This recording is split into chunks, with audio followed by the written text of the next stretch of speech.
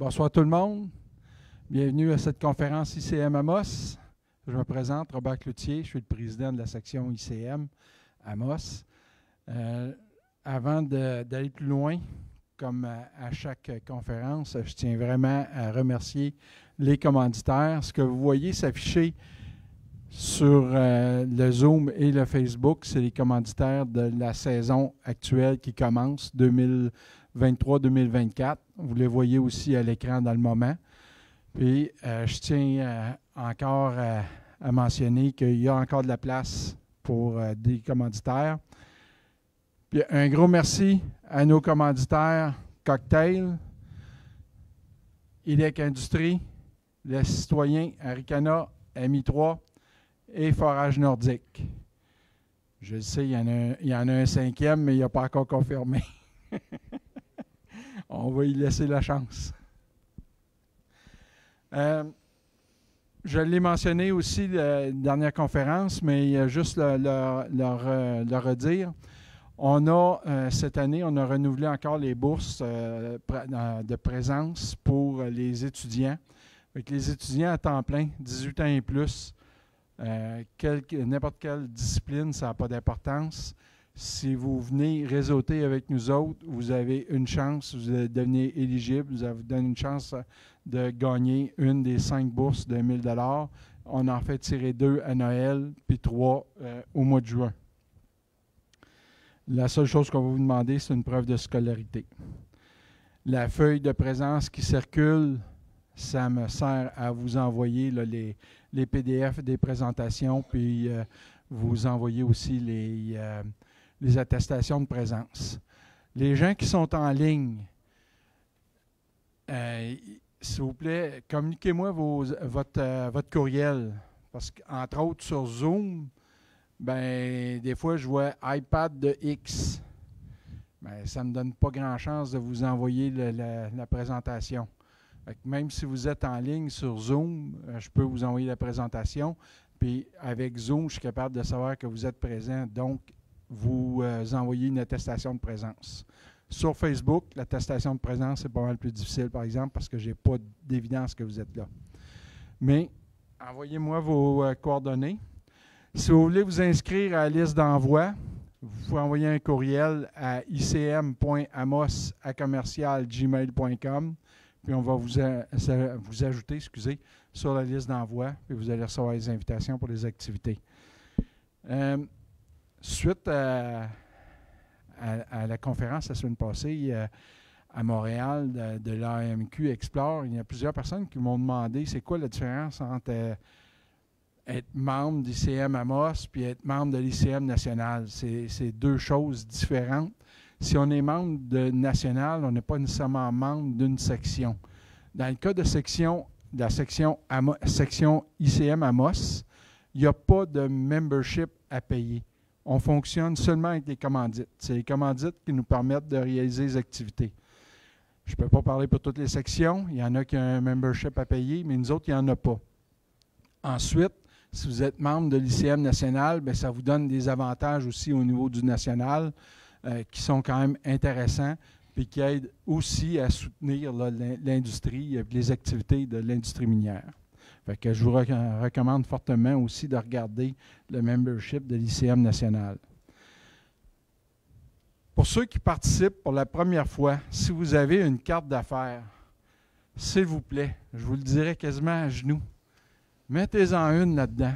Je le dis à toutes les fois, mais encore, la conférence du mois passé, il y a 2 adresses courriel que je n'ai jamais été capable de lire, puis quand j'ai deviné, ça rebondit. Je n'ai pas pu envoyer le PDF de la présentation. Si vous n'avez pas reçu le PDF de la présentation et vous savez que vous étiez présent, envoyez-moi un courriel. Je vais me faire plaisir de vous la retourner. Les gens en ligne, si vous avez des questions, pas de problème, écrivez-les dans le chat. Puis ça va me faire plaisir de poser des questions à la conférencière. Puis si vous changez d'adresse courriel, s'il vous plaît, n'hésitez pas à la communiquer. Les conférences, je leur mentionne encore, les conférences sont conservées sur la page Facebook d'ICM Amos. Fait que vous pouvez la réécouter ou l'écouter en différé, ce n'est pas un problème. N'hésitez pas à poser vos questions. Je vais aussi vous demander de couper le son sur vos cellulaires. Normalement, c'est fait sur le mien.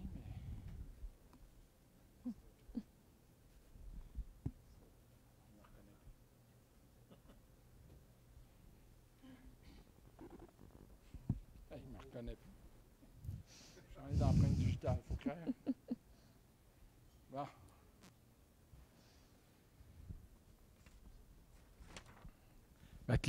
La conférence de ce soir est donnée par Mme Lucie Mathieu. Elle a obtenu son doctorat en 2010 du Trinity College de Dublin, en Irlande, sur l'interaction entre les volcans actifs et les failles régionales de décrochement. Je ne me trompe pas, hein? OK.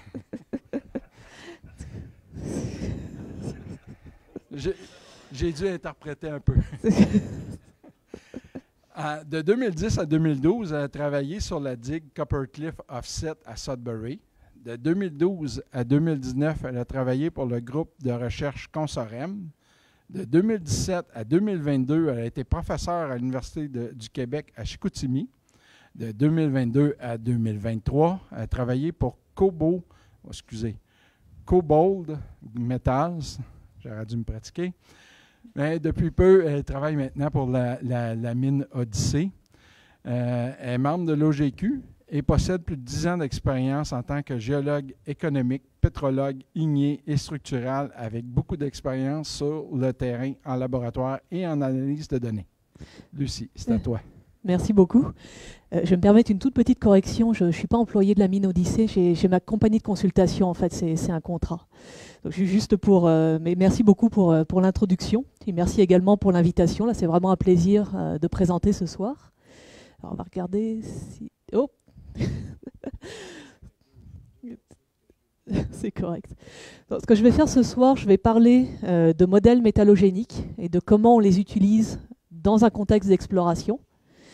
Alors, je suis consciente qu'il y a probablement des géologues ici dans la salle et en ligne et des non-géologues.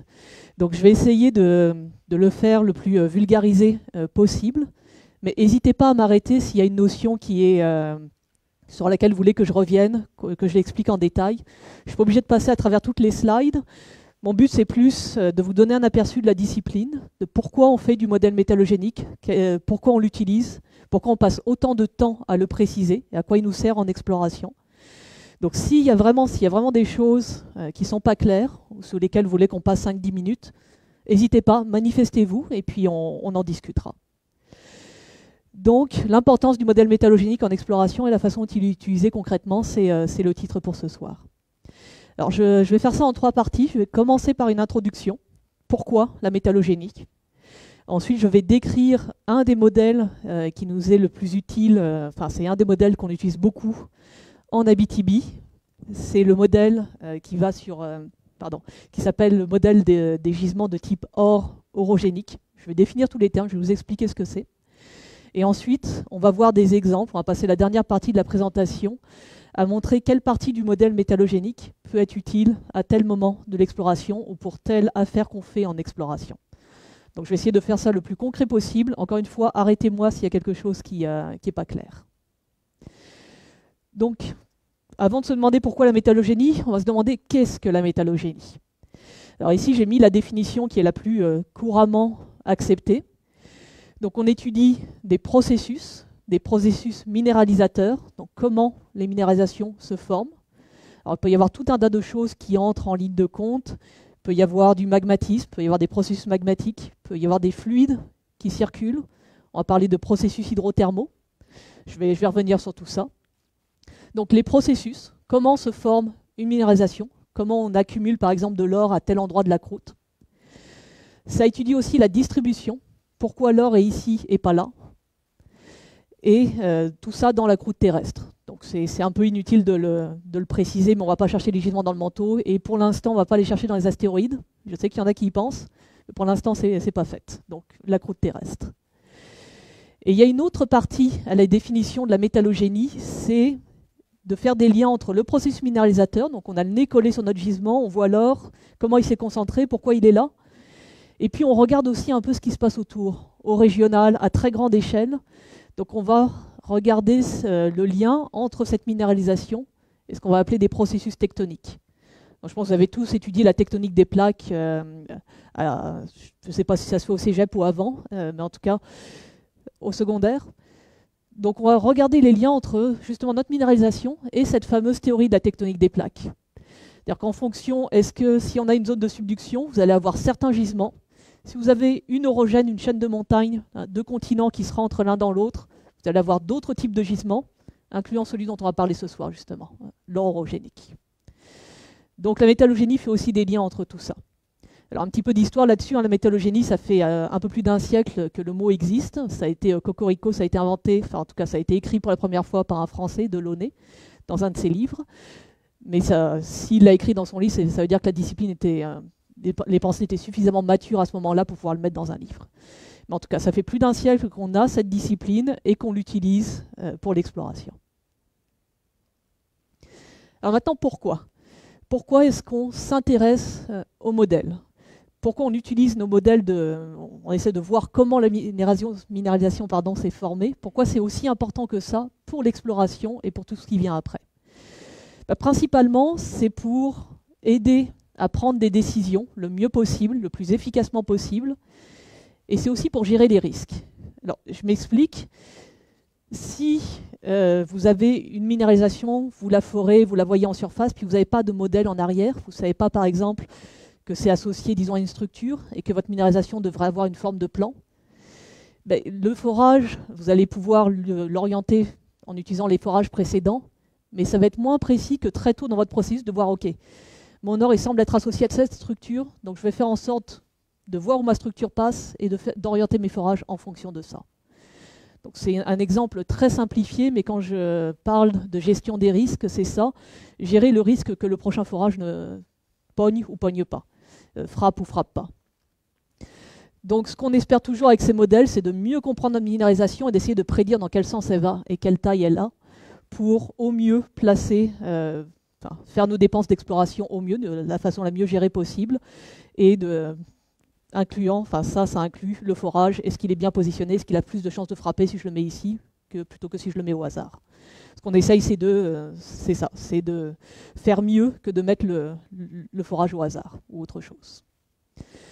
Donc tout ça, si je le mets en plus de détails, donc la métallogénie sert à guider l'exploration. Alors j'ai mis à petite ou à grande échelle.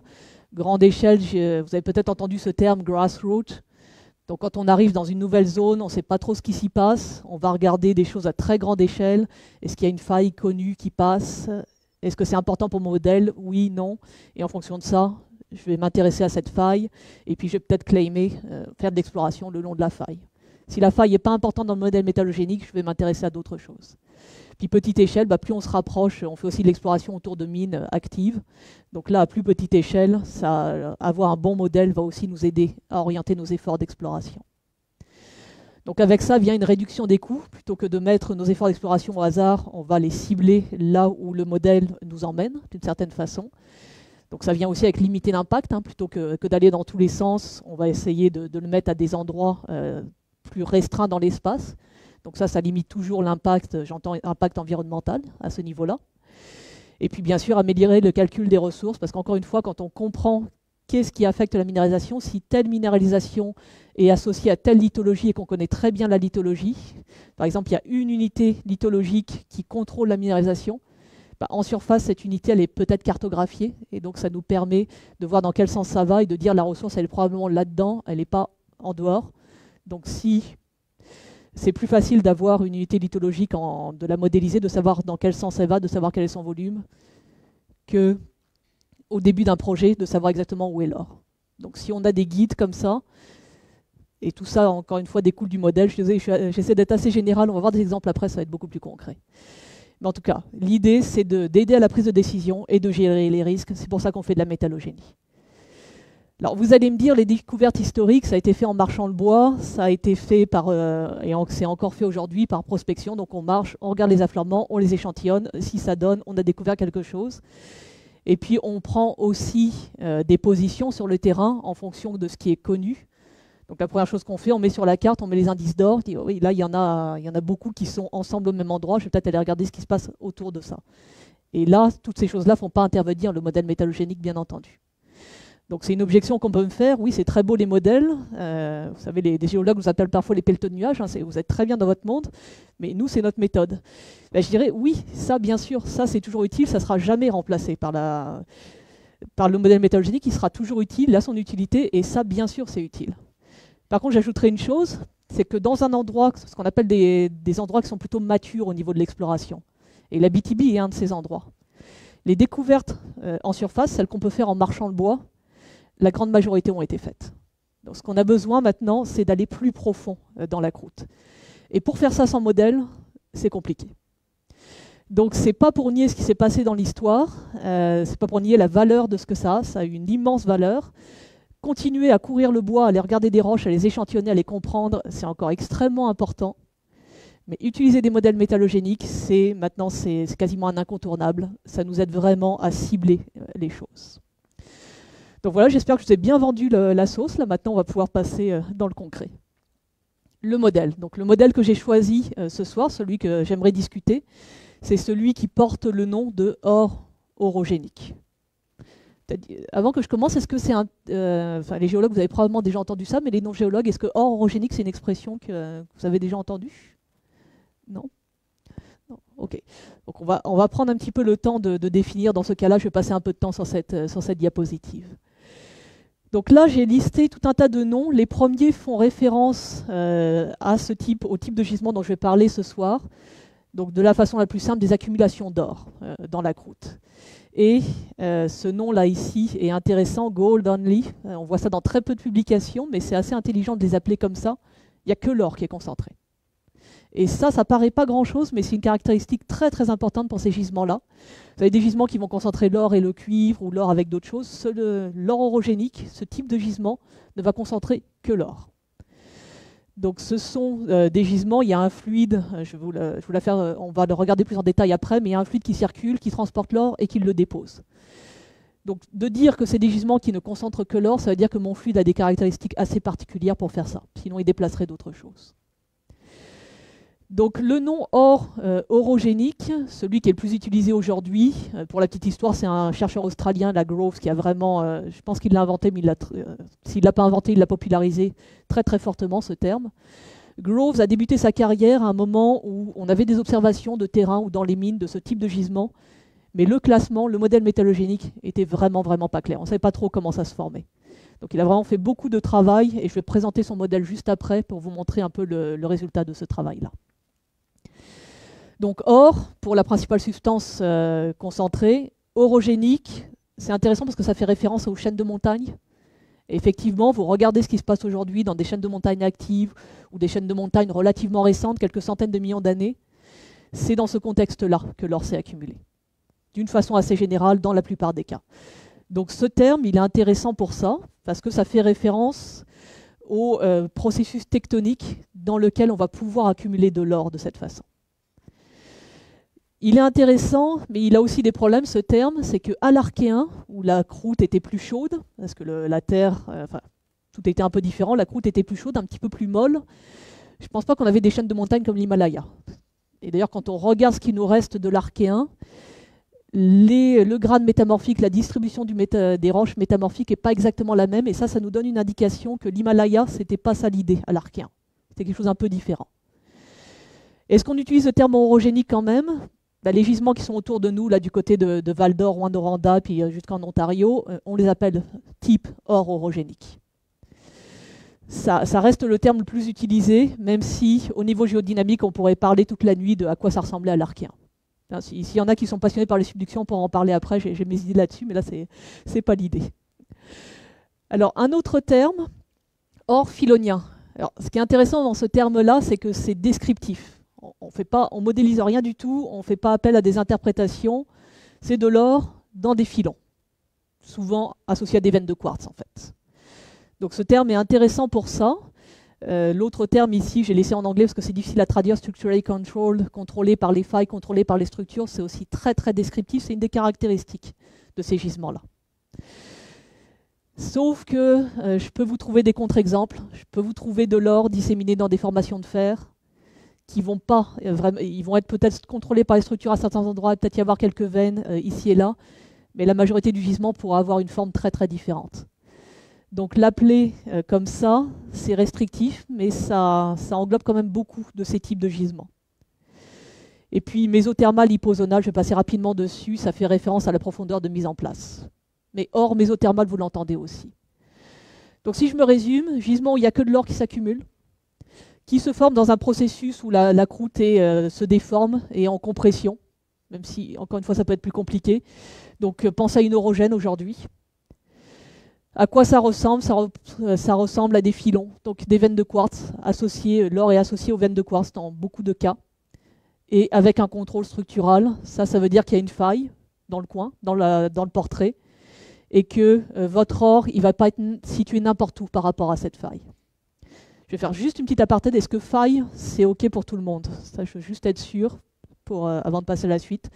Donc, des plans dans la croûte, le long desquels il y a eu du déplacement. Ça, c'est la définition d'une faille. Donc, les autres termes que j'ai mis ici, je les ai juste mis pour donner le goût plus aux spécialistes. C'est d'autres types de gisements assez connus dans lesquels il y a de l'or, mais ce n'est pas de l'or orogénique. Là, on est dans d'autres domaines. Gold plus à la fin. Là, on fait référence à un autre type de gisement dans lequel il peut y avoir de l'or à certains moments. Donc l'or peut être un sous-produit ou la substance principale. En tout cas, ça, il y a beaucoup, c'est juste pour dire qu'il y a beaucoup de contextes dans lesquels on peut accumuler de l'or dans la croûte, et donc ce ne sont pas forcément des contextes or orogéniques. En tout cas, surtout quand on est en Abitibi, l'or orogénique, c'est le principal modèle qu'on a en tête. Toutes les mines d'or que vous avez, c'est principalement sur ce type de gisement qu'elles sont. Donc parlons-en un petit peu plus en détail. Alors là, pour finir avec la partie modèle, je vais vous présenter deux modèles qui sont les modèles avec lesquels on travaille le plus aujourd'hui. Le premier, le plus ancien, le modèle de Groves. Groves, ce chercheur australien dont je parlais précédemment. Alors Groves, ce modèle est contesté aujourd'hui, donc vous allez entendre beaucoup de choses négatives sur son modèle ou sur ce qu'il a fait sur les publications, peu importe.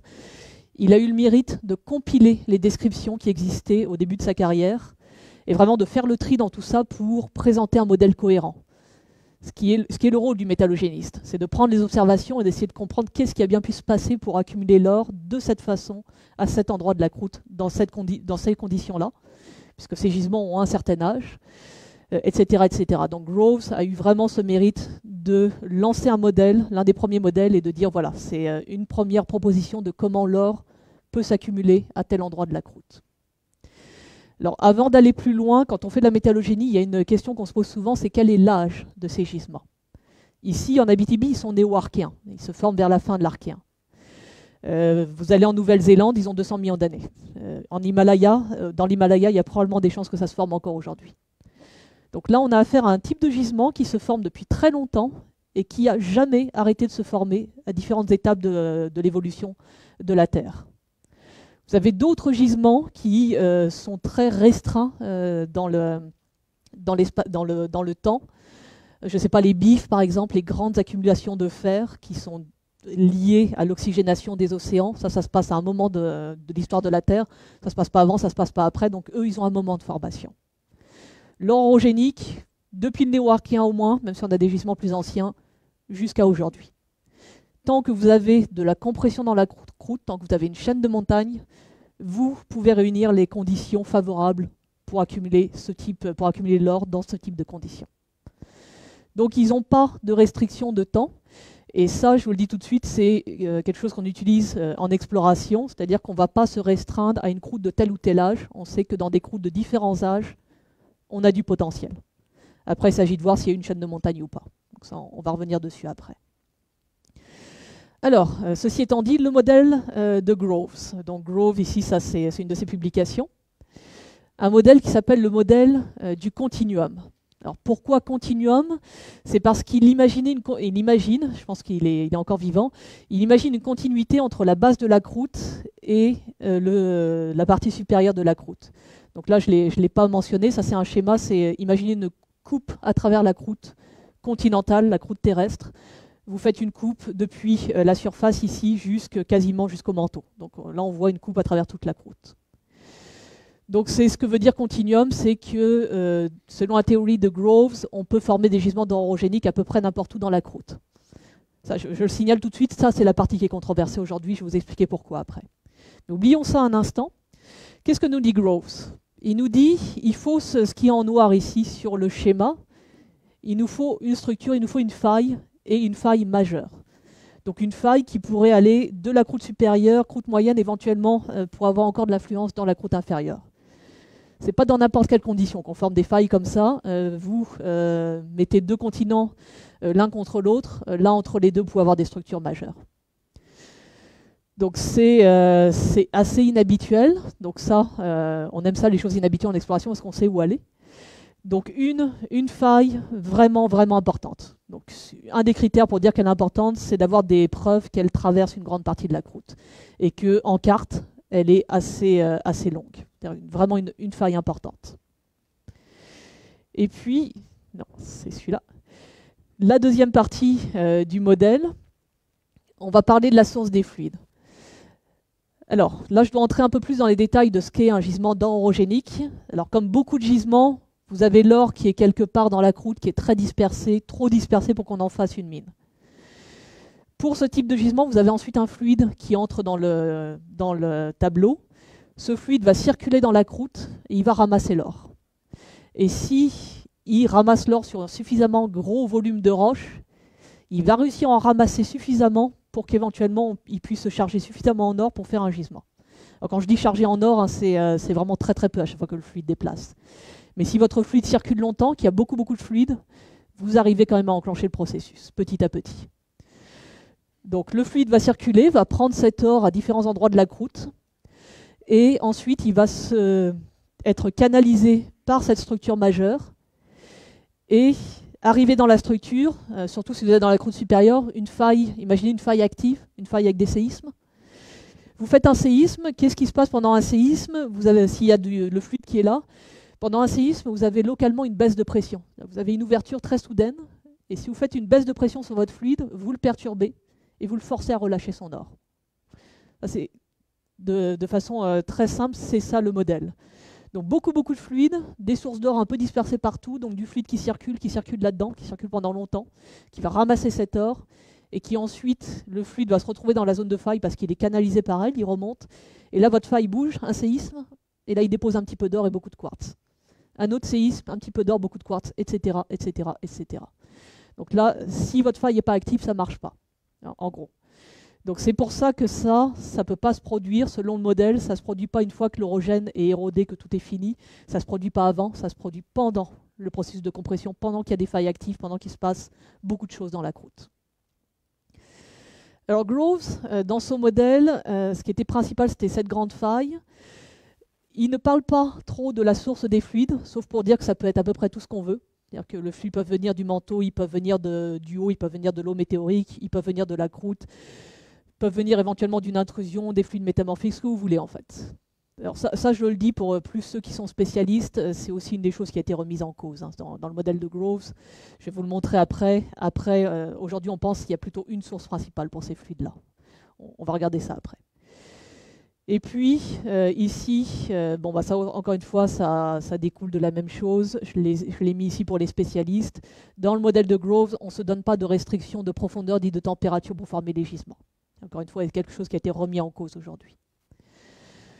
Saint-Pic, etc. Je vais devoir parler un peu de métamorphisme après. Je vais juste être sûr que la notion est claire pour tout le monde. Est-ce que tout le monde est au clair avec le mot métamorphisme? C'est bon? Ok, donc le métamorphisme, je vais juste le réexpliquer rapidement. Vous avez en fait trois grands types de roches vous avez trois grands types de roches. Vous avez les roches d'origine sédimentaire. Imaginez le sable sur une plage, puis ce sable, vous l'emmenez en profondeur, vous augmentez la pression, et ça finit par devenir une roche du grès. Les roches sédimentaires. Vous avez ensuite tout ce qui est roche ignée, les roches magmatiques, c'est la même chose, c'est synonyme. Vous avez un magma, vous avez une roche en fusion, et cette roche en fusion va soit faire une éruption en surface, ou va s'arrêter dans la croûte et va refroidir, et vous formez une roche magmatique comme ça.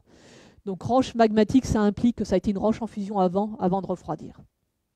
Roche métamorphique, bah, c'est simplement vous prenez votre roche sédimentaire ou vous prenez votre roche magmatique, peu importe, ça peut être n'importe quel type de roche au départ, et vous mettez ça en profondeur dans la croûte, vous augmentez la pression, vous augmentez la température, et là vous allez transformer les minéraux dans votre roche. Et ça s'appelle le processus métamorphique. À l'arrivée, vous vous retrouvez avec une roche métamorphique. Donc c'est simplement n'importe quel type de roche sur laquelle on a mis tellement de pression et qu'on a tellement augmenté la température qu'on a forcé les minéraux à changer. Pas de changement chimique, juste des changements de minéraux. Ça, c'est la roche métamorphique. Donc, quand je dis syn-pic, post-pic, etc., ces termes-là, ça fait référence au pic du métamorphisme. Parce qu'imaginez, je prends ma roche, je vais la mettre en profondeur, puis à un moment, je vais atteindre un maximum de profondeur. Généralement, juste après, j'atteins le maximum de température. Et ma roche, pour que je la voie aujourd'hui, il faut qu'elle remonte. Donc, elle remonte. Donc vous avez un pic de pression et de température, la pression et la température maximum que la roche a atteint dans son voyage dans la Terre. Encore une fois, si elle ne remonte pas, je ne la vois pas, donc je ne peux pas en parler. Donc il faut vraiment imaginer, vous avez une roche en surface ou subsurface, elle est enfouie, on augmente pression et température, on arrive à un pic et ensuite on remonte. Alors pourquoi je vous parle de ça, c'est que les gisements d'or orogéniques ne se forment pas en surface, ils se forment un peu en profondeur, dans un domaine où toutes les roches sont des roches métamorphiques. Et ici, les gisements d'or orogéniques se forment à ce maximum de pression-température, au pic du métamorphisme, ce qu'on dit syn-pic. Alors, dans le modèle du continuum, vous verrez qu'avant, après, ça ne pose pas de problème, mais en fait, la théorie aujourd'hui, c'est au pic ou quasiment au pic du métamorphisme qu'on va accumuler l'or. Pas trop avant, pas trop après, sauf dans des conditions vraiment très particulières. Voilà. Puis le reste ici, ce que j'ai laissé ça en anglais, ça vient des articles de Groves. Je le laisse pour les spécialistes. Ce sont des critères descriptifs. Donc par exemple, structure control, donc contrôlé par les failles, ça le modèle l'implique de toute façon. Il faut une faille majeure, il faut que cette faille soit active. Donc ça va bien sûr s'imprimer très fortement sur le gisement, ces deux faits-là. Des altérations avec on ajoute du CO2, carbonatation s'appelle, on ajoute de la silice, il y a une erreur ici, silicification, altération potassique éventuellement dans certains cas, seulement de l'or qu'on accumule, et un fluide avec une salinité faible, ça veut dire que c'est par opposition à des gisements, la salinité très élevée comme des fluides qui sortent des magmas.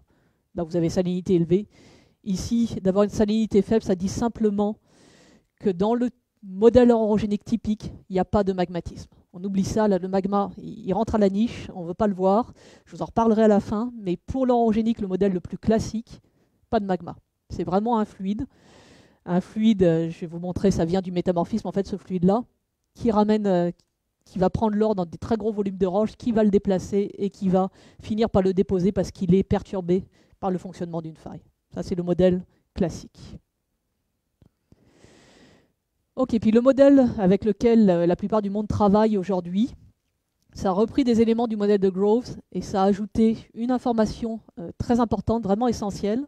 C'est d'où viennent les fluides, et je vais l'expliquer juste après, et ça restreint la profondeur de formation. C'est-à-dire qu'au lieu de dire mon gisement il peut se former à peu près n'importe où le long de cette faille, il va dire non, il n'y a que là, il n'y a que dans ces conditions de pression-température que ça marche. Ça ne marche pas au faciès des granulites. Il y en a qui sont intéressés à pourquoi je peux en parler toute la nuit, pourquoi je ne pense pas que ça se passe au faciès des granulites. Donc je suis assez d'accord en fait avec ce modèle-là. Alors ça se passe, là encore une fois je suis obligé de parler de métamorphisme, de faciès. Alors je vais rapidement les faciès pour ceux qui ne sont pas familiers.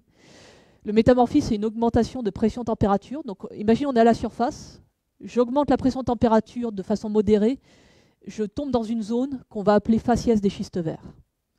La BTB, il y a des roches vertes partout, c'est des roches d'origine mafique qui deviennent vertes au faciès des schistes verts. C'est ce type de roche qui a donné le nom, pour la petite histoire, du faciès des schistes verts. Donc j'augmente un peu pression-température, je me retrouve dans cette zone-là qui s'appelle faciès des schistes verts. J'augmente encore plus pression-température, je vais me retrouver dans le domaine des amphibolites, c'est le nom du faciès. Et j'augmente encore plus, là je vais aller chez les granulites, dont on ne parlera pas aujourd'hui.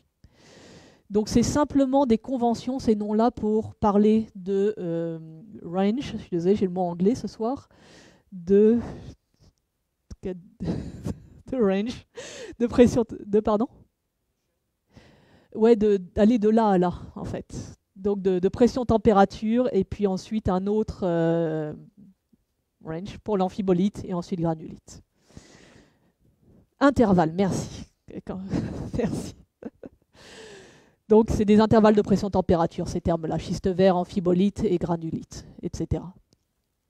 Donc, qu'est-ce que nous dit ce modèle? Ce modèle métamorphique, en anglais, dévolatilisation, le modèle de dévolatilisation métamorphique, c'est probablement plus clair pour en parler. Il nous dit qu'à la transition du faciès des schistes verts et du faciès des amphibolites, là, j'ai fait suffisamment augmenter la pression-température sur mes roches. Imaginez, les roches sont en subsurface, elles vont dans le domaine du faciès des schistes verts, la pression et la température augmentent. Et à la transition ici, c'est là que ça a suffisamment augmenté pour détruire des minéraux riches en eau et pour en former d'autres dans le faciès des amphibolites qui sont moins riches en eau. Et ce processus va relâcher une grosse quantité d'eau dans la croûte. Donc ça, en fait, quand on prend une roche, elle contient de l'eau en surface, et je lui fais augmenter sa pression-température, elle va relâcher son eau. C'est comme n'importe quoi, vous augmentez la température, vous séchez en fait votre roche, vous enlevez l'eau. Là, c'est un peu différent d'un séchage de surface. Vous allez modifier des minéraux qui contiennent beaucoup d'eau, vous allez les détruire, et vous allez en former d'autres qui contiennent beaucoup moins d'eau. Et entre les deux, l'eau, il faut qu'elle aille quelque part, ça fait des fluides qui vont dans la croûte et qui vont se mettre à circuler. Et ça ne se passe pas de façon progressive, c'est-à-dire qu'on n'est pas, à chaque fois qu'on augmente un peu la température, l'eau part de la roche petit à petit, non. On est dans le domaine du métamorphisme, donc dans le domaine du métamorphisme, il faut attendre d'avoir atteint un certain palier, une certaine température pour modifier les minéraux importants comme la chlorite par exemple. Et quand vous atteignez cette température, là, toutes les chlorites se détruisent très très vite. Et c'est ça qui relâche beaucoup d'eau d'un coup.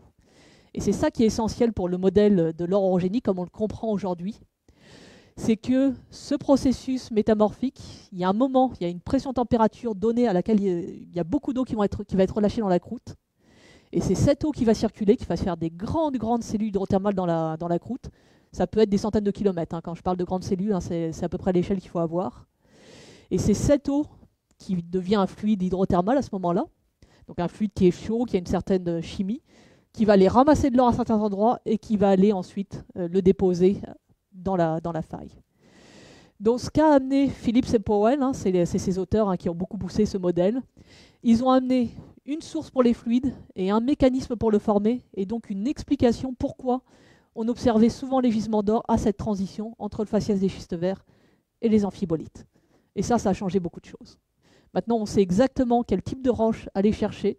Donc on va regarder la carte, on va dire ok, schiste vert, amphibolite, on va regarder entre les deux en gros.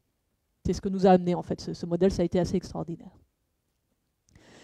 Donc là, j'ai remis ce que ça voulait dire, un faciès des schistes verts, transition schiste vert amphibolite, température 300-350 degrés, pression aux alentours de 2 kilobars. Ça peut être plus ou moins, mais c'est aux alentours de 2 kilobars, donc quelques kilomètres dans la croûte. Jamais en surface, jamais en base de croûte. Vraiment pression, température très précise. Ok, donc avant que je passe aux exemples, est-ce qu'il y a des questions à ce niveau-là, au niveau du modèle ou de ce genre de choses? Non? Alors, je vais commencer avec les exemples, je vois qu'il est déjà tard, donc arrête-moi. Ouais, ok. Ok, les exemples. Donc, tout ce que je viens de dire, c'est très théorique. Concrètement, en exploration, qu'est-ce qu'on fait avec ça? Une fois que je donne cette masse d'informations à un géologue d'exploration, qu'est-ce qu'on peut faire avec? Donc, le premier exemple, c'est un ciblage à très grande échelle, ce que je vais appeler le ciblage régional, c'est-à-dire aller choisir la bonne région du monde, et une fois que ça s'est fait, comment choisir un territoire dans des blocs qui font des centaines et des centaines de kilomètres carrés. Alors ce que vous avez à l'écran ici, c'est une reconstitution du Gondwana, donc c'est pas l'Australie, l'Antarctique, là ils sont beaucoup plus loin l'un de l'autre aujourd'hui, ça c'est une reconstitution, et ça montre une chaîne de montagnes mésozoïques ici, ça en montre en fait plusieurs, c'est de l'accrétion. Peu importe les détails, ce qui est important, c'est la ligne orange. On avait un processus orogénique ici, le long de la partie est du Gondwana, nord-est. Donc ici, on connaît, c'est un contexte géodynamique très particulier, la chaîne de montagnes, l'orogénie. Soit deux continents qui se rentrent l'un dans l'autre, soit un gros continent, puis un petit continent, ou des îles océaniques. Là, imaginez les îles comme on a aux Caraïbes, par exemple. C'est des îles au milieu de l'océan qui sont dues à un processus de subduction.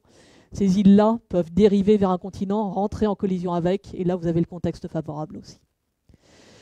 Donc une fois qu'on a tout ça, et encore une fois ça c'est très théorique, ces reconstitutions-là, il y a beaucoup de données, beaucoup de recherches qui va derrière. Vous replacez ici ce qu'on appelle aujourd'hui la Nouvelle-Zélande. l'Otago, qui sont des roches sédimentaires métamorphisées. Et là, vous comprenez mieux pourquoi il y a autant d'or dans les schistes d'Otago. C'est parce qu'on était dans le contexte géodynamique favorable il y a, de mémoire, je pense que c'était il y a 200 millions d'années. Ces gisements d'or sont formés. Honnêtement, je ne les ai jamais visités, ceux de la Nouvelle-Zélande, tous ces gisements d'or, mais de ce qu'on m'a dit, c'est assez exceptionnel. C'est très très riche. Donc ça, c'est un premier exemple. Je sais qu'il me faut une orogène. Je suis dans ce contexte-là. Donc je vais regarder si je veux faire la prospection en Nouvelle-Zélande, est-ce que j'ai été dans le bon contexte à un moment donné de l'histoire de la Nouvelle-Zélande. D'après cette reconstitution et d'après ce qu'on voit sur le terrain en Nouvelle-Zélande, la réponse est oui. Donc on peut creuser. Encore un exemple de ciblage régional. Là, on est dans un autre contexte. On est dans ce qu'on appelle la ceinture de roche verte de l'Abitibi. Là, on est dessus en ce moment. C'est la plus grosse ceinture de roche verte du monde, à cheval entre le Québec et l'Ontario, au sud de ce qu'on appelle le craton du supérieur, c'est-à-dire de la croûte archéenne, qui a beaucoup évolué à la fin de l'Archéen au néo-archéen. Donc la ceinture de roche verte de l'Abitibi. Comment le modèle métallogénique nous aide pour faire du ciblage là-dedans? Parce que c'est immense, la ceinture de roche verte de l'Abitibi. Alors aujourd'hui, les découvertes ont été faites. Je ne vais pas vous dire qu'on prend le modèle, on part de zéro, puis on va aller chercher de l'or avec ce modèle-là. Non, on ne part pas de zéro en Abitibi, on sait déjà où sont beaucoup des gisements. Donc on a l'Abitibi ayant été prospecté très tôt. On s'en est servi pour établir le modèle métallogénique qu'on a aujourd'hui et qu'on va appliquer à d'autres endroits du monde. Mais il y a quand même des choses intéressantes à regarder ici. Si on arrivait aujourd'hui et qu'on n'avait pas les gisements d'or, ce qu'on regarderait, on se dit, bon, ça c'est la ceinture de roche verte. Au sud, j'ai ce qu'on appelle le Pontiac, c'est-à-dire quelque chose de différent, deux entités géologiques différentes. Et entre les deux, j'ai une très grande faille. La faille de Cadillac-Larder Lake. Puis j'en ai une autre ici au nord. Juste avec ces informations-là, on peut se dire, tiens, je vais peut-être aller regarder pour l'or. Ça ne veut pas dire qu'il y en aura, mais on est déjà dans des contextes favorables. On est au contact entre deux entités géologiques majeures et il y a une faille très très longue, très très grande, très importante qui sépare les deux. Encore une fois, il y a d'autres ceintures de roches vertes dans le craton du supérieur. Par exemple, en Ontario, il y a ce qu'on appelle le Wabigoon. Très grosse ceinture de roches vertes aussi, pas aussi gros que l'Abitibi, mais quand même gros, avec des failles sur le côté, mais beaucoup moins d'or qu'en Abitibi. Alors là, si vous voulez entrer dans ce débat-là, pourquoi il y en a une qui a de l'or et l'autre pas, on peut voir ça après, parce que ça aussi, c'est pas mal intéressant. Donc cibler ces grandes failles qu'on a maintenant sur beaucoup des cartes géologiques dans des pays, enfin, dans la plupart des endroits du monde maintenant aujourd'hui, c'est une autre façon d'utiliser le modèle métallogénique, puisque le modèle métallogénique nous dit il faut une faille, et une faille vraiment importante, une faille qui a eu des chances de se retrouver à différents endroits jusqu'à très profond dans la croûte. Donc là, contact entre deux entités géologiques très différentes et très long en carte, ça c'est à peu près sûr que vous avez une faille majeure ici. Donc ça va nous permettre d'utiliser, c'est une autre façon d'utiliser le modèle.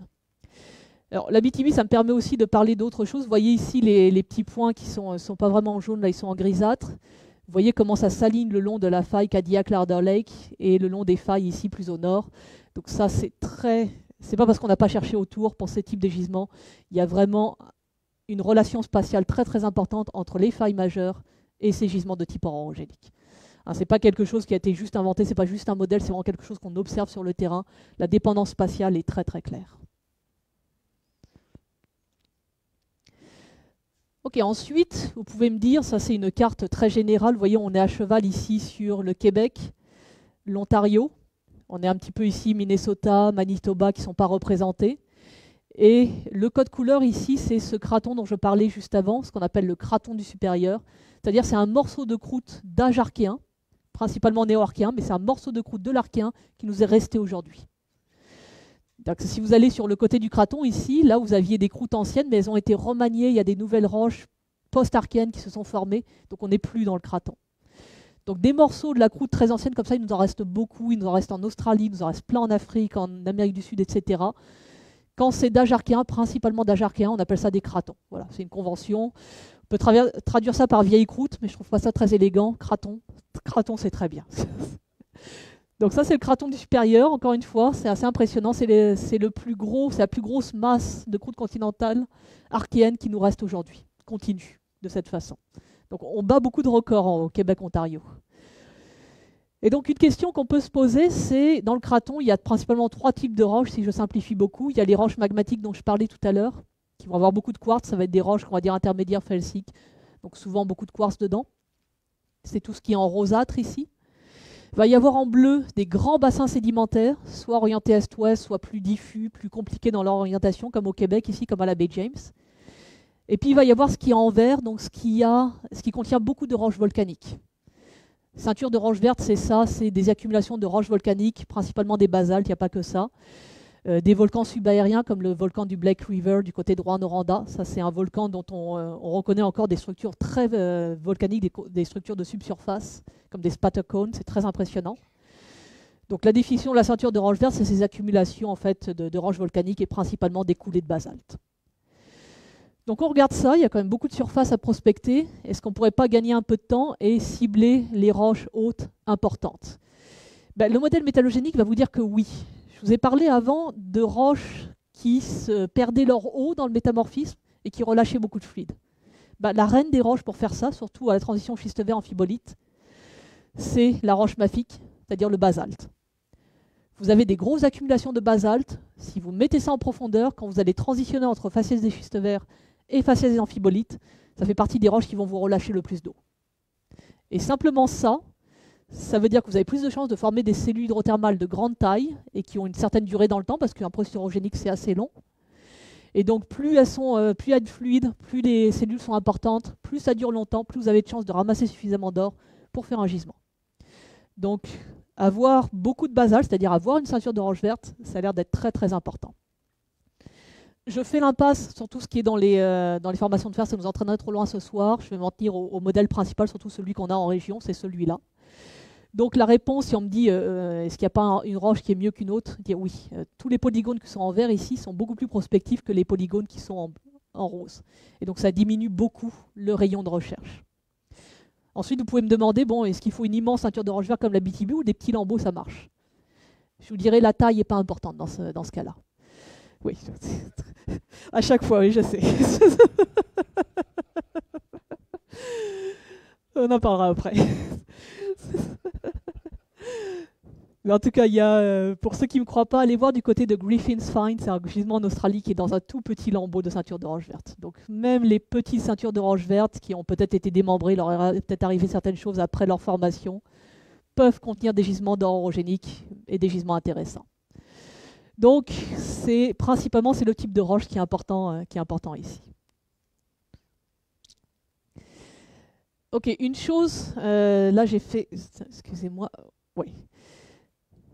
Une chose que je ne vais pas aborder ce soir, encore une fois on pourra en parler après si vous êtes intéressé, c'est tout ce qui concerne la source de l'or, c'est-à-dire on s'est posé très tôt la question pourquoi en Abitibi il y a autant d'or alors qu'au Wabigoon il n'y en a pas, ou très peu. Ça, on pourra en parler toute la nuit, donc je ne vais pas l'aborder ici, mais sachez qu'il y a... c'est des choses sur lesquelles on réfléchit et ça fait encore partie des choses qu'on peut intégrer dans le modèle métallogénique pour dire cette ceinture de roche verte là plutôt que celle-là. On sait que le critère taille ne marche pas. Ça ne permet pas de distinguer celles qui ont de l'or et celles qui n'ont pas d'or. Mais il y a sûrement d'autres contextes. Là, on rentre plus dans des contextes dans des critères chimiques qui vont nous dire ok, plutôt là que pas là. Mais ça, on peut voir ça après parce que ça nous entraînerait trop loin. Alors, une autre chose du modèle, ce qui est très pratique dans ce modèle, c'est qu'il nous dit c'est telle pression, telle température. Et une roche, quand vous l'avez en surface, vous pouvez savoir à quelle pression et température elle a été enfouie. Je vais me reposer la voix 5 minutes. Est-ce que quelqu'un sait comment on peut interroger une roche? J'ai une roche là devant moi. Comment je sais à quelle pression température ça a été enfoui au maximum? Le pic du métamorphisme avant de remonter. Comment on sait ça?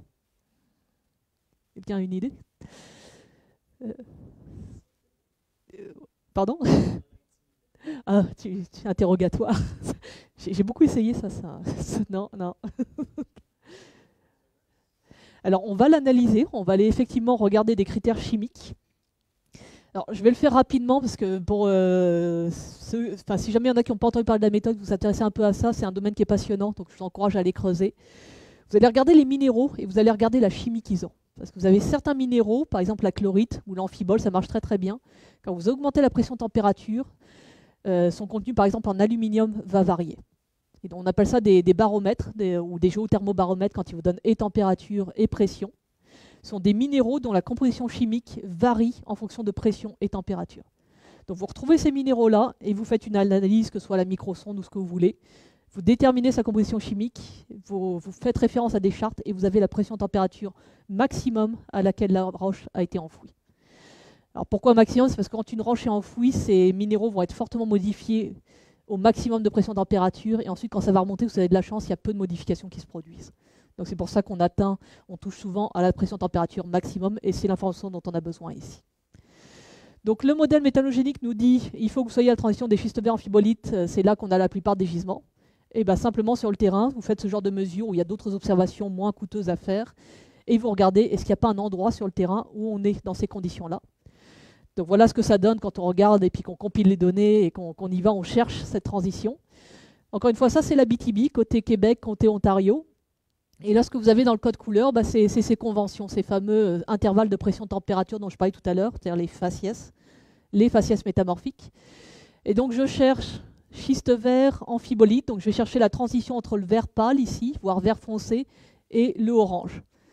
Vous voyez ici au sud, Larder Lake, la faille de Cadillac Larder Lake, elle est en plein dans la transition.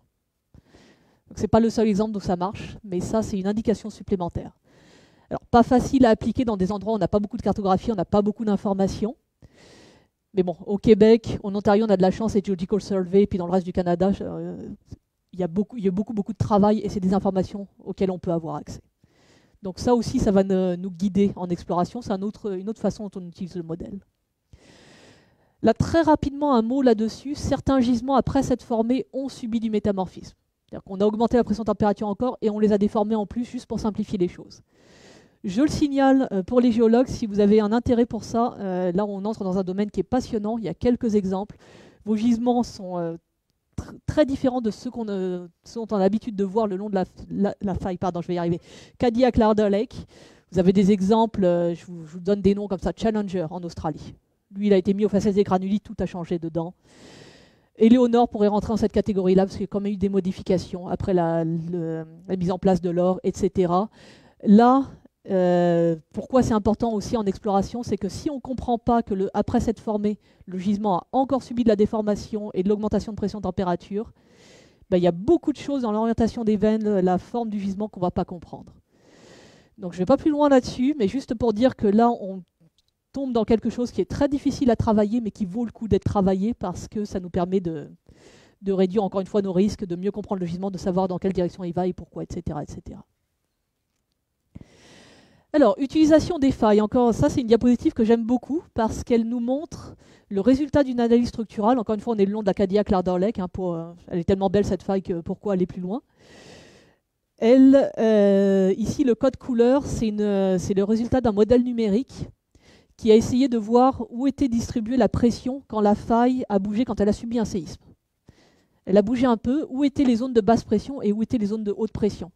En gros, où étaient les zones de haute pression, d'où le fluide a eu le plus de chances d'être chassé, et où étaient les zones de basse pression vers lesquelles le fluide a pu aller et déposer son or. Ça marche comme les vents, de la haute pression vers la basse pression. Donc ça, c'est un modèle qui est déjà assez compliqué, il est en 2D, on peut les faire en 3D aussi avec ce logiciel-là. Et ça, si vous le répétez suffisamment en modifiant les paramètres, vous pouvez statistiquement voir où étaient les zones de plus faible pression. Après, vous simulez plein de séismes différents à différents endroits de la faille. Vous dites, OK, statistiquement, c'est là qu'il y a le plus de basse pression. Et donc, c'est là que j'ai le plus de chances d'avoir de l'or qui s'est accumulé. Alors ça, c'est très peu utilisé parce que c'est des modèles qui sont assez complexes à mettre en œuvre. Mais voyez le potentiel de la chose. Vous avez une très longue faille avec une forme assez complexe. La Cadillac Larder Lake, ce n'est pas une ligne droite. Elle a une forme assez compliquée. Donc, quand vous faites bouger votre croûte de part et d'autre de ça, ça ne se passe pas de façon très simple. Donc vous avez des zones en basse pression et en haute pression. Donc ça peut être utilisé aussi pour cibler, c'est aussi utilisé pour essayer de comprendre pourquoi à certains endroits de la faille il y a une régularité, c'est-à-dire qu'il y a un gisement tous les 20 km. C'est quand même assez mystérieux. Donc ce genre de modèle peut aussi expliquer ça, puis aider à cibler sur d'autres failles. Okay, je vais aller rapidement pour le reste. Ça c'est assez simple. On sait que la faille est importante. On sait que le gisement, ça ne va pas être un patatoïde, ça va être quelque chose de plutôt planaire ou en cigare. Au moins sur la forme, et ça c'est vraiment la base de chaque modèle métallogénique.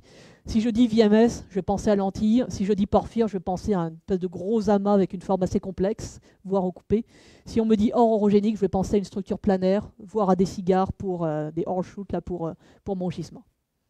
Donc ça, j'aurais dû le passer au début parce que ça c'est une des premières choses qu'on veut savoir, à quoi ça devrait ressembler en 3D avant de se mettre à faire trop de forage ou à faire le modèle 3D. Ok, l'altération hydrothermale, le modèle nous dit que c'est des fluides qui sont chargés en CO2. Ils ont au moins ça. Ils ont peu d'autres choses, c'est pour ça qu'on a peu d'autres types d'altération, mais il y a au moins le CO2. Donc, qui dit CO2 dit que le CO2 va rester dans la roche et va faire ce qu'on appelle une altération hydrothermale qui s'appelle carbonatation. Et ça, quand vous mettez du CO2 dans une roche, vous modifiez très fortement ces minéraux.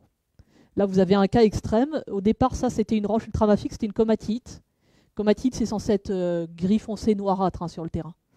Là, on a complètement changé de palette de couleurs. On est plus dans le rouge brique. Et ça, c'est à cause de cette fameuse altération qu'on appelle carbonatation. Donc ça, sur le terrain, ça saute aux yeux. Donc une fois qu'on sait qu'on cherche ce type de gisement, on va aller porter attention à cette altération très particulière qui, encore une fois, se voit bien, surtout quand on est dans ce type de roche. Ça, pour la petite histoire, les fractures là qu'on a dans tous les sens ici, c'est parce qu'on a modifié le volume de la roche pendant l'altération. La roche ultramafique n'a pas ce genre de texture au départ. C'est un peu comme une flaque de boue, là, quand vous retirez l'eau, vous avez des figures de dessiccation qui existent, enfin qui apparaissent plutôt, parce qu'en enlevant l'eau, vous changez le volume. Ça a été comparé à ces figures de dessiccation ici. Ok, ça je vais passer rapidement, c'est parce que dès qu'on a du magmatisme dans le portrait, on change beaucoup de choses sur le gisement, on change des choses sur sa forme, mais aussi sur sa chimie. Donc il est déjà assez tard, je vais passer ça. Juste finir rapidement les deux dernières slides, en disant qu'avoir un bon modèle, ça aide aussi beaucoup pour cette discipline qu'on appelle la géométallurgie. Alors la géométallurgie, j'aime beaucoup, ça se développe beaucoup en ce moment, enfin depuis des années, ça fait longtemps qu'on en parle, parce que ça permet de réconcilier ce qu'on sait en géologie et de parler aux métallurgistes. On avait toujours un gap entre les deux, la géométallurgie permet de le combler et ça c'est très intéressant. Le modèle métallogénique, ce qu'il va nous dire, c'est pour l'or orogénique, on va s'attendre à certaines choses, on va s'attendre soit des grains d'or de différentes tailles, selon le contexte, ou à de l'or invisible, c'est-à-dire perdu dans la pyrite qui est un sulfure. Ici, on va un peu plus loin, c'est un contexte très très particulier, c'est des gisements qui ont été métamorphisés, il y avait de l'arsénopyrite au départ, c'est devenu la l'olingite, etc. Je vous épargne les détails. Mais ici, comme ça a été décrit dans le détail, on sait exactement ce qui s'est passé pendant le métamorphisme. On peut expliquer pourquoi les grains d'or ont cette taille et cette distribution. Et ça, encore une fois, je vous renvoie pour les spécialistes aux articles de Tompkins et collaborateurs, il en a fait plusieurs qui sont sur ce sujet-là, pour avoir les détails. Mais ici, ce qui m'intéresse, c'est le résultat, c'est-à-dire qu'une fois qu'on comprend quelle est la taille des grains d'or, quelle est leur distribution, qu'est-ce qui les contrôle, est-ce que c'est toujours dans un lolingite ou au contact avec l'arsénopyrite, etc. Ben vous avez quelque chose, une information qui est très très importante à transmettre à votre métallurgiste. Et c'est ça, la géométallurgie, c'est d'utiliser la compréhension que les géologues ont de leur gisement, et surtout des minéraux, et de la distribution des éléments dans ces minéraux, des éléments d'intérêt dans ces minéraux, pour pouvoir parler au métallurgiste et lui donner des indications qui vont l'aider plus tard dans le processus. Et je finirai là-dessus. La géométallurgie, c'est aussi, on a aussi besoin, enfin, on parle de minéraux, on parle de la chimie de minéraux. Donc, s'il y a un contaminant dans le gisement, on va le voir en géométallurgie, en pétrologie aussi. Vous allez pouvoir dire, ouais, il y a beaucoup d'arsenic ici. Est-ce que ça vaut le coup de continuer ou pas? Voilà le type de choses que la géométallurgie peut apporter. Et à ce niveau-là, c'est assez extraordinaire. Et puis ça peut être autre chose. Alors là, j'ai mis un cas extrême. Encore une fois, un article de Tompkins. Ça, c'est des sulfures qui ont subi de la fusion partielle. Donc quand ils ont refroidi, c'est devenu à peu près tout ce que vous pouvez imaginer, voire des minéraux inconnus. Je crois qu'il y a des points d'interrogation ici sur certains schémas. Donc ici, il y avait pas mal, je ne veux pas dire des cochonneries, en fait, il y avait pas mal de choses dans le sulfure. Et donc ça, on le sait très tôt dans le processus, ça ne veut pas dire que ça tue le projet, mais ça veut dire au moins on a l'information et on peut agir en conséquence en arrière. Donc voilà, il me reste à vous remercier pour votre attention. Et puis si vous avez des questions, n'hésitez pas. Merci. Ben, merci Lucie. Des questions?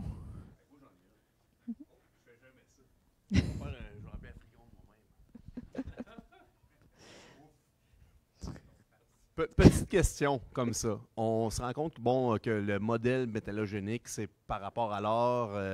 As-tu étudié d'autres possibilités comme les terres rares, le lithium ou le cuivre comme tel? Parce que on voit que tout le fluide qui fait que l'or va se concentrer. J'aimerais voir si tu as poussé là, dans les autres minéraux. Oui, oui, oui, très bonne question. Donc oui, je ne voulais pas donner cette impression-là. Ce soir, j'ai choisi de parler de ce modèle-là. Mais la métallogénie, ça englobe beaucoup d'autres types beaucoup d'autres métaux ou de substances. Donc il y a un modèle pour les pegmatites à lithium, il y a un modèle pour les gisements de fer, etc., etc. J'ai une déformation professionnelle, je suis métallurgiste. Oh, ok. Bon bah, il faut qu'on apprenne à se parler entre géologues. Mais oui, il y a des modèles pour beaucoup de gisements. Vous mentionniez les terres rares. Là, il y a des modèles. Hein, mais là, on est dans le domaine magmatique. Le domaine magmatique, c'est un peu de ma spécialité. Et c'est compliqué. Parce que dès qu'on a un magma dans le portrait, il va ici, il va là, il relâche des fluides, ça se recoupe. Il y a différents éléments. C'est pas juste l'or, il y a plein de trucs. Il y a de l'altération dans tous les sens. On est une coche au-dessus dans la complexité, quoique le modèle orogénique avec ses failles dans tous les sens, ça peut être assez compliqué aussi. Mais oui, il y a des modèles pour tout ça. Oui.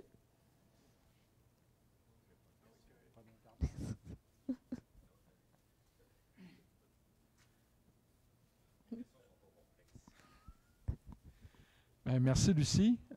En passant, tantôt, tu posais des questions, puis je les ai manquées. Les gens en ligne t'ont répondu. Oh, ok. Ben, merci beaucoup. Ils nous suivaient. Est-ce qu'il y a des questions, François, à propos des gens en ligne? Non?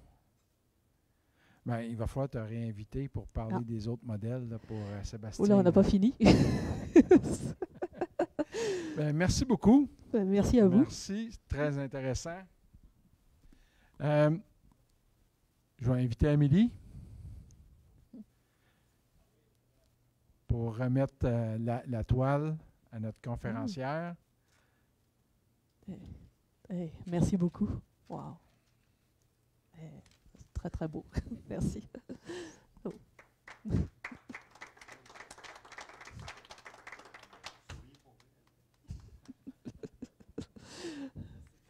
Merci beaucoup. Merci Amélie. Puis, vous avez remarqué qu'elle porte déjà le polo. Hey. Merci Lucie. Merci. En fait, on l'a attrapée, elle sortait du terrain. Fait que, plutôt que de s'habiller comme il faut, ou beaucoup plus, elle s'est habillée propre avec le polo d'ICM.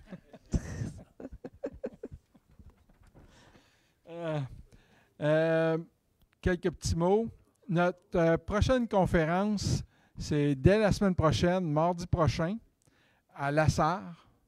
C'est James Maxwell et deux de ses collègues qui vont venir nous parler de First Mining Gold. Puis la prochaine à Amos, c'est le 12 décembre. C'est Olivier Grondin de SOCAM qui va venir nous présenter. Fait que je vais souhaiter une bonne fin de soirée aux gens en ligne. On se revoit bientôt. En passant, la conférence à Lassar ne sera pas live en ligne.